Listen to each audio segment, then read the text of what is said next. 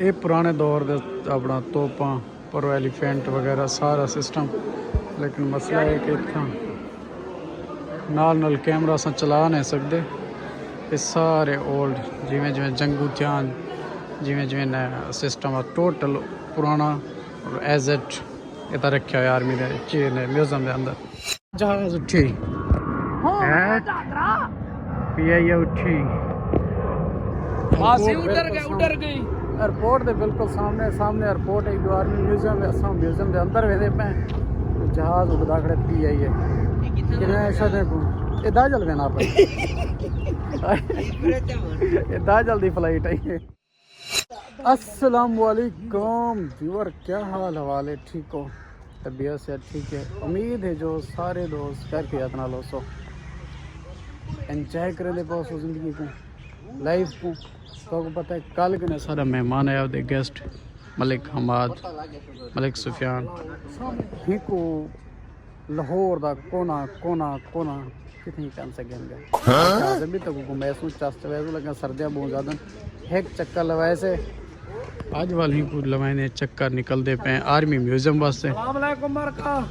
संगत दा न्याज़मंद कल वाला ढागरा ते सुनवा ए बात है हुन हर वेले मोशन दी गाल होंदी है।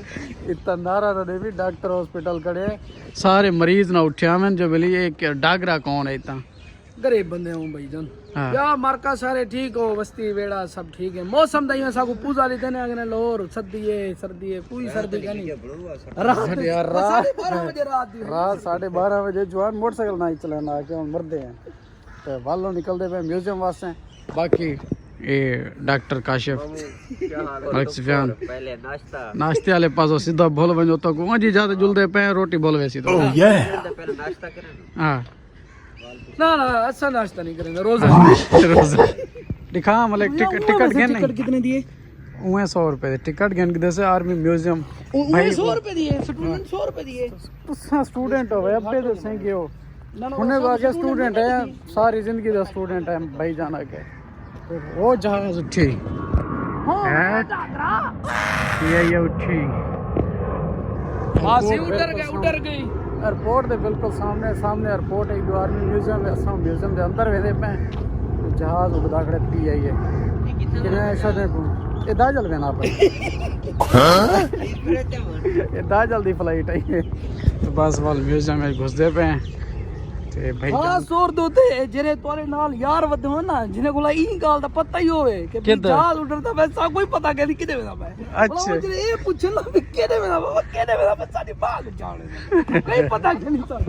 अच्छा तेरी नाल टुरदे वदू हमाद भाई दा गाल सुन सारी जवान हुन अधे पागल थे वदे एक तो म्यूजियम में वेंदे पे दूजा ए भाई आर्मी नाल बहुत मोहब्बत करे ना आर्मी दे लवा रहन।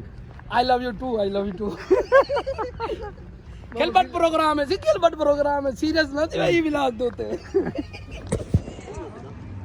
इंटर थी गए आर्मी म्यूजियम के अंदर चेक करवाते सारा सिस्टम ते बस वाल अंदर उड़े बिल्डिंग सामने तो नज़र आती पे कहते अंदर इतना इलाओ है नहीं कैमरा यूज़ कर बाकी इतना बाहर यूज़ कर सकते हैं हेलीकॉप्टर तो ये चीज़ा तो दिखवेसूँ फिलहाल तो असा मेरे पे अंदर दा माहौल है ग्रुपिंग फोटो थी नहीं पी सेशन पहले सीधा अंदर लगे अंदर वापस आते बाद घूमसू क्या प्रोग्राम है ना कि नहीं वेंदे फौजी चढ़े बैठन विच पायलट।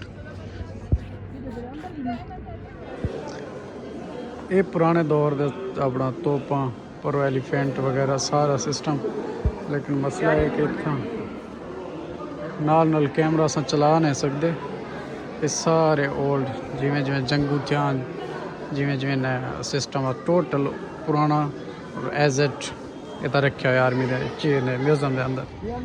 ये हुण इस पासे ये जी बिल्डिंग है इहदे उत्ते चक्कर ला के वापस आ गए। लेकिन इहदा मसला है उत्थे साकू कैमरा चलाने परमिशन कहना है इलो कहना है बड़ा लैवल दी चीज़ां पुराने दौर में थोड़े जे क्लिप बनाए से जितना थोड़ी जी परमिशन है वो तो बाद बे पासे सागो मतलब रिस्ट्रिक्टेड एरिया ही तो हुण वाल बाहर दा माहौल दे वधे बाहर ये पुराने दौर दा साडा तोपां कोई इंडिया दा कोई पाकिस्तान दा जेड़ा जितना भी जंगा बैठा मतलब 71 65 ਉਹ ਦੌਰ ਦੇ ਸਾਰੇ ਚੀਜ਼ਾਂ ਇੱਥੇ ਕਰ ਮੌਜੂਦ ਨੇ ਨੀਟ ओरिजिनल हालात